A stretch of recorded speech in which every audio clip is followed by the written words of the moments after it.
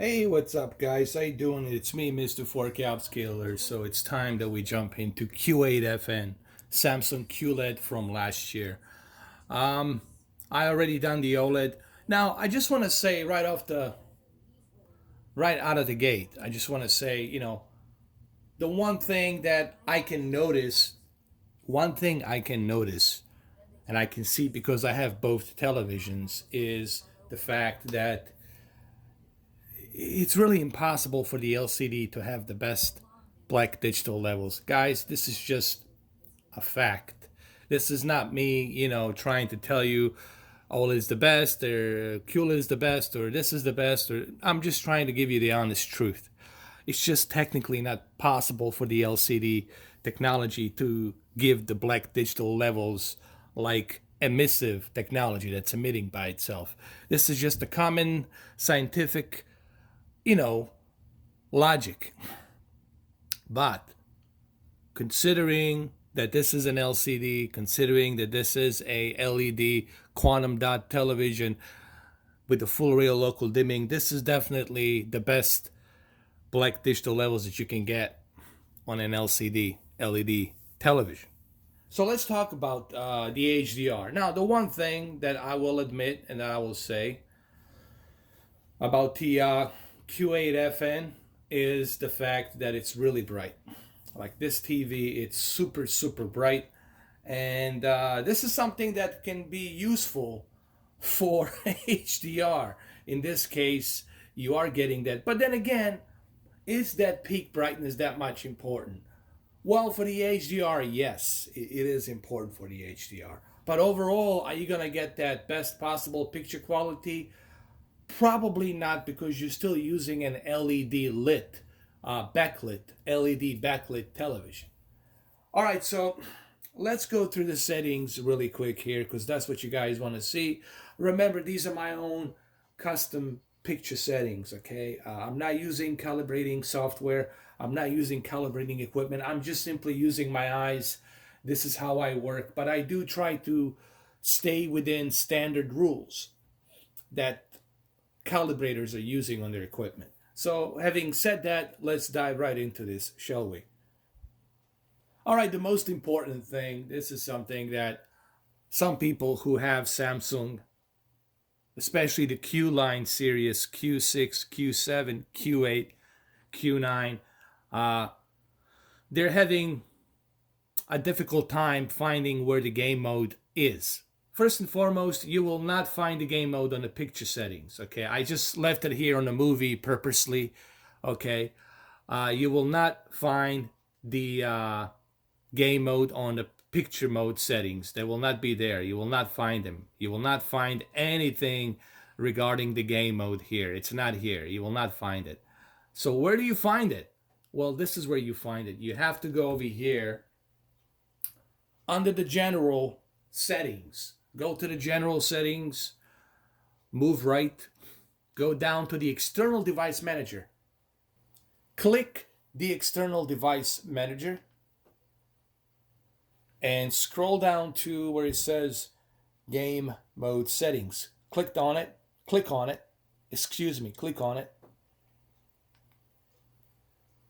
and you don't want to use the automatic game mode. You want to use your own custom adjusted game mode. That's what I'm going to do. So I'm going to click on it and we're going to turn it on. First, you have to turn it on. Why do you have to turn it on? You have to turn it on so that way you take the benefit of the Q chip that's going to use that processing power to help you with low latency and give you a much better performance on this game. And that's the one caveat that this TV has. This TV has two caveats. Very bright peak brightness for the HDR. Of course, the color accuracy is pretty good. And on top of that, you are getting a very good gaming television. This is probably by far the best gaming television that you can get at the moment. So now it's turned on, and I can just notice right away, even as soon as I turn it on, I can just notice that the performance, it's already there. Now, FreeSync, you don't have to leave it on ultimate. I leave it on ultimate, but you can choose different things. On the game mode, you also have the Motion Plus settings implementations where you can choose how you want to adjust the blur reduction. I usually leave it at 6. I leave the 6, and judder, I leave it at 6 as well. It's 6, 6. All right.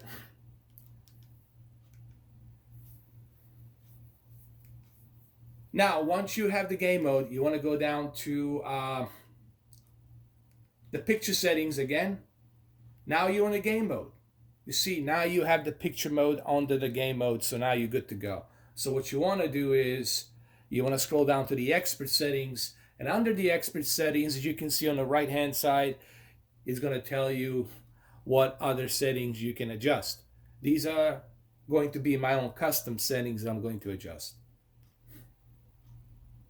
All right, a couple of things. Guys, backlit and contrast has to be set to the maximum. Doesn't matter if you're using an OLED, doesn't matter if you're using a QLED, Z90, I don't care what TV you're using. If you want to take the full potential of the HDR, you have to have this backlit at maximum, and you gotta have this contrast at maximum. Brightness needs to be left at middle. Whatever that value is, keep it at the threshold, at the middle. Okay. Now let's move down to the sharpness. Sharpness, I usually leave it in the middle. I'll leave it at 10. But since we're playing native 4K, we can move the sharpness to, honestly, to 0. But then again, I don't know. Here's the reason why I don't know if that's a good idea as well. Because this is a 55-inch TV, all right? And 55-inch TV, it's a small TV, it's not a big TV. If I was using a 65 or 75-inch 4K TV, then I would keep it at 0. But honestly, on a 55-inch, I think you want to leave the sharpness at 10. This is just my opinion. Please, guys, don't tear me apart. I'm just letting you know what I think. You don't have to use the sharpness at 10. You can move it to 0 if you choose. That's what you want to do. All right, let's move on to the color. Color at 23. Did you notice sharpness at 10, color at 23? I am not, I'm not doing anything that's like maybe above the standards. I'm trying to keep within the standards of calibrating. Minus the sharpness, but because I have a 55-inch TV, I feel that I should leave it at 10, Color, it's a 23. Also, 55-inch gives you a nice uniformity, okay? But when you have a bigger canvas, bigger TV, and you got a native 4K, then you want to move that sharpness down. It's really hard to see on a 55-inch, the 4K, the 8 million pixels. And then I hear people talking about the 8K. Some people say, I want to buy a 75-inch 8K television. A son, maybe I shouldn't be calling you a son. You got 33 million pixels. 33 million pixels on a 75-inch is not enough. 65-inch for 8K with 33 million pixels, it's not enough. If you truly want to enjoy a little bit of what 33 million pixels can do, which is ridiculous, on the 8K, is you will need at least 80, you're gonna need an 88-inch, like 80-inch to start. Like the basic should be 80-inch or 88-inch. I would say go with 88-inch. If you truly want to get a little bit of what the 33 million pixels can do, get yourself an 88-inch. I don't know if you guys realize, I might have to do a separate video on that, just how ridiculous 33 million pixels are. 33 million pixels. It's ridiculous. All right, so color at 23. Local dimming, you want to keep it at high. Contrast enhancer, I keep it here at high because we are using a very bright TV. So I figured this is something that we're only going to benefit on the QLED here. Color tone, I like to keep it at standard because I'm trying to avoid that cold blue and yellow sepia, so I like to keep it in the middle. If I'm using the movies, I keep it on the warm 1. Now the gamma is a bit tricky. I really felt that for the QLED, it's a good idea to move the gamma just to -1. I would just move it to -1. I would not bother any more than just -1, so keep it at the -1. Remember, contrast enhancer at high, local dimming at high. Color tone at standard, and gamma at -1. If you miss some of these, make sure you rewind this video. Rewind this video so you can see what you have missed on the YouTube video, or rewatch this YouTube video again to see what you have missed, or pause it, write these settings down. That's what I recommend. I recommend that you pause the video and write them down. And of course, you guys know me, I like to keep my color space at native. I keep it at native. Why? Because I want to take the advantage of 98.7 DCI-P3 color accuracy measurement, so I like to keep it at native. And that's pretty much all I got here. Hopefully you guys have written these settings down. I hope. Now I'm going to go back to my HDR sliders. Let's go to the HDR slider. All right, so go to the options. Go to the audio and video. And then click down here, way down below.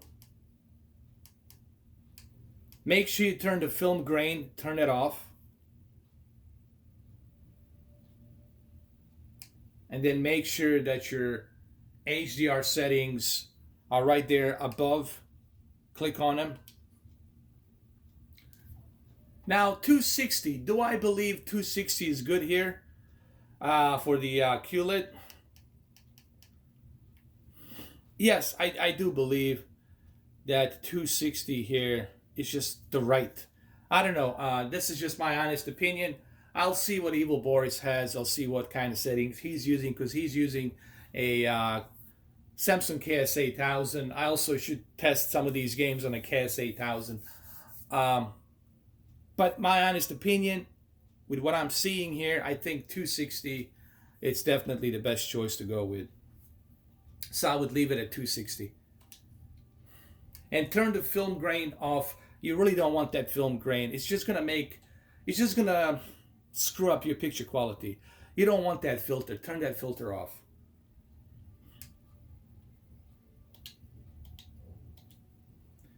And look, it looks great. It looks great. But let's talk about something really important here. Guys, yes, QLED is going to give you that bright picture quality. But there's something that's missing here. And what are we talking about? Well, we're talking about, you guys can see it through a camera. Please, guys, understand something. You can see this through a camera, and you sure as hell can see it through a video. There's something that's missing here, and what's that? That every and each pixel that's emitting every and each color accurately. You're not going to see that here being represented accurately because we don't have those black digital levels. Why? Because we got a big lights behind it. Think of it like a big studio lights behind it. They're emitting the light to emit every and each pixel here. All right, this is the core difference between the OLED emissive technology and then the LCD LED backlit technology. I just want to tell you, which I have already told you in the beginning of this video, it is simply impossible, guys. Don't bother with using that gamma all the way down to the 0 or -2, -3. I don't care which YouTuber you go to. It is simply impossible. It is simply impossible to achieve the black digital levels that OLED has. This is just technically not possible. You can contact Vincentio, you can contact Evil Boris, HDR, you can contact Digital Trends, you can contact Artings, you can contact whoever out there on the professional AV forums community, and they will tell you exactly the same thing. It's impossible for you to achieve the black digital level detail that the OLED is giving. And I can see it with my own two eyes because I have both televisions. You know that I have both panels. So therefore you know that I can tell you with unbiased point of view that that's the truth. But there's something that the OLED doesn't have. What's the something that OLED doesn't have? Well, the peak brightness that's missing. Obviously, you can't get this kind of a peak brightness that the OLED has. You know, this is top-notch peak brightness here, and it just looks amazing on the HDR. Just looks amazing. You know, there's something you can't get on the OLED. There's another thing you can't get on the OLED. What's that? Well, you can get that 1440p 120 hertz. You can't get that FreeSync. This thing has a FreeSync. This is like perfect performance with the motion flow. Perfect performance with the motion flow. So what are the benefits of Q8FN? One of the key benefits of Q8FN is the performance and the picture quality that you get with the HDR. So that's what you're getting. Now, if you're looking for a black digital levels, if you're looking for that, then you're not going to find that on the QLED. I just need to tell you, QLED and OLED are like fire and water. They're two different things, okay? And I know there's some YouTubers out there that they're going to go ahead and tell you that, oh, you can achieve near perfect pitch black digital levels on the QLED. No, you can't. You can only achieve the best that you can achieve for the LCD. And what you're achieving here in terms of viewing angle is the best that you can get for the LCD technology. Okay? So I really want people to understand that. And this is coming from someone who actually has both of these televisions. Now, every television has positives and negatives. There's no holy grail television, you know. And this is coming from somebody who, in past 6 years, tested all these televisions, had all of these televisions, monitors, projectors, you know it. I have 4,000 videos to prove that. And I'm telling you that you're not going to find that perfect TV. Every TV has its positives and negatives. You just have to ask yourself, is this good enough for me? If you love HDR, if you love gaming, then the QLED will give you that. Even for the movies, the QLED will give you that. But don't expect to have those perfect pitch black digital levels. You're not going to get it here. Don't expect to have the super high-end viewing angles. You're not going to get that here. All right? We got to be honest, guys. Okay? So, there you have it. I hope you guys enjoyed this video. There you have it. Let me know what settings you guys are using. I think these settings are pretty good for this game on the QLED. Honestly, I think this is the best that I can squeeze at the moment. If you guys have any other recommendations, please do let me know. But I think this is the best that I can squeeze currently right now on this television. So there you go. And I will catch you guys later. Thank you for watching.